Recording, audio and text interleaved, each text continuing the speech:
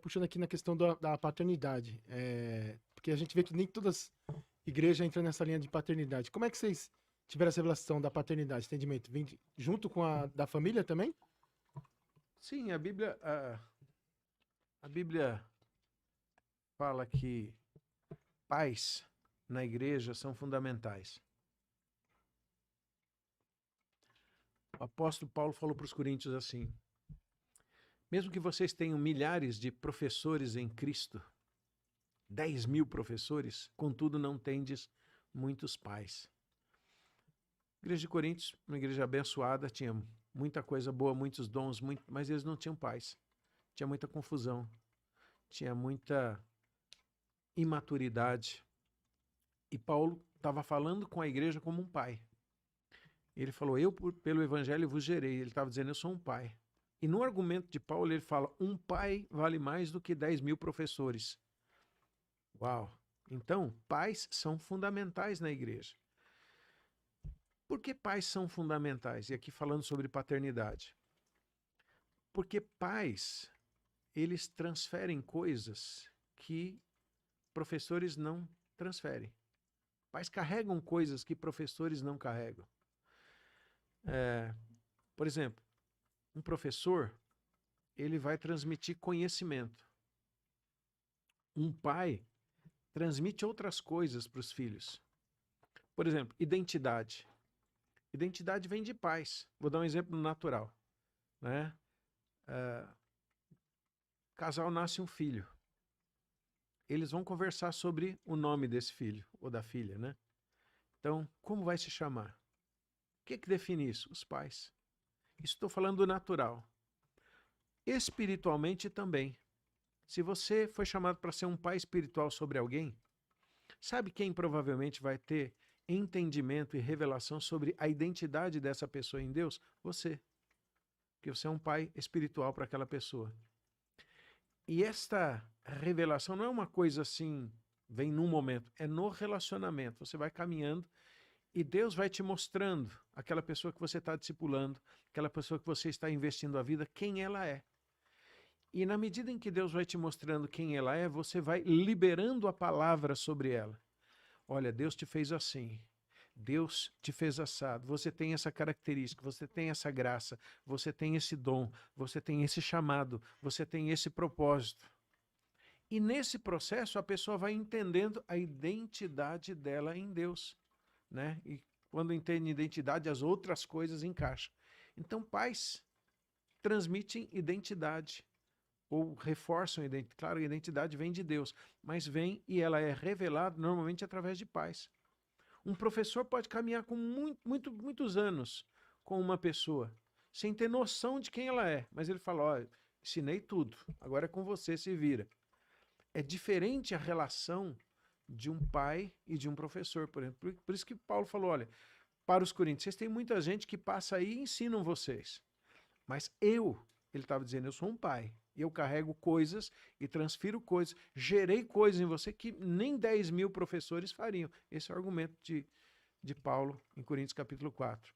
E dá o destino Então, também, né? exatamente. Pais revelam identidade. Pais apontam para propósito, para destino. E quando chega na herança? A herança é transferida de pais para filhos, não de professores para alunos. O professor deu aula e vai embora. Né? Mas pais, quando você tem uma relação paterna com alguém, o que está implícito nisso é compromisso. Então, se você tem um filho, você está compromissado com o seu filho. Até onde? E os pais sabem disso. Em todos os níveis. Se precisar dar a vida, você dá a vida pelo filho. Né? Porque você está comprometido. É seu filho, é sua filha. Então você fala, eu estou comprometido até o pescoço. É Não tem como, né? Não é verdade? Então, Verdade. até onde você iria pelos seus filhos? Você fala, cara, eu não tenho um teto isso, não tem um limite. Eu estou comprometido. Comprometido com o crescimento, com a educação, comprometido, né, com o bem-estar, comprometido com tudo. Né? Pais são responsáveis. E pais são responsáveis diante de Deus pelos filhos. Então, essa coisa de paternidade é importante. Agora, é importante também dizer que paternidade para nós não é paternalismo. Porque quando a gente pensa num filho, a gente pensa no processo de ser pais, mas um pai saudável quer que o filho cresça e quer que o filho tenha autonomia, tenha a vida dele. Então, os pais não criam filho para eles criam filho para o mundo. Pais espirituais criam filhos para Deus. Então, o alvo é que os filhos cresçam e eles possam se conectar ao Senhor e andar nas suas vidas, nos seus propósitos. Eu até penso que ao longo da nossa jornada nós não temos um pai só, nós temos alguns pais. Pode ser que você caminhe com alguém que era um pai espiritual para a sua vida e Deus te conecta com outra pessoa, mas as relações têm que ser corretas. Então, se você identificou alguém como pai espiritual, você também tem uma atitude de fidelidade em relação àquela pessoa. Nada imposto. Por quê? Um pai saudável vai desejar que o filho cresça em todos os níveis para que ele atinja o propósito dele em Deus. Um filho saudável é a mesma coisa, vai honrar, vai considerar aquelas relações que ele tem. O paternalismo é que é o problema. Paternalismo, a gente pode dizer assim, que é a doença da paternidade. O que é o paternalismo? É quando os pais são egoístas e querem os filhos junto deles, né? O paternalismo, se a gente for dar um exemplo natural, é aquele pai que quer comprar um terrenão. Tudo morar junto. Aí ele fala, vou construir uma casinha. Tem 10 filhos, fala, vou construir uma casinha para cada um. A minha é a do meio. Eu mando em todo mundo. Eu controlo, continuo controlando a minha família. Mesmo que eles casarem, eu estendo a minha asa e tá aqui, depende de mim e tal. Não, isso é paternalismo. Paternalismo vira controle, vira manipulação, isso é muito ruim. Mas a paternidade saudável é uma expressão da paternidade de Deus. Deus é o pai dos pais, pai das luzes, mas Deus estabeleceu pais na igreja. E como é importante ter pais na igreja? Pessoas que têm um coração paterno sobre a própria igreja e sobre as pessoas também, né? Por isso que pais dentro de uma igreja são muito importantes, porque são pessoas que vão ajudar muito no crescimento, na edificação, no desenvolvimento de outros pais, aqui falando pais e mães espirituais, né? Uhum. Obviamente. Quando uma igreja tem isso, essa igreja é muito abençoada, é uma igreja saudável. Quando não tem, normalmente é uma igreja imatura, relações imaturas, um briga com o outro, fica competindo e tal, não sei o quê. Eu quero ser mais do que você, minha unção é maior. E aí sai, abre a igrejinha e outro, enfim, divisões e tal, porque há muita imaturidade.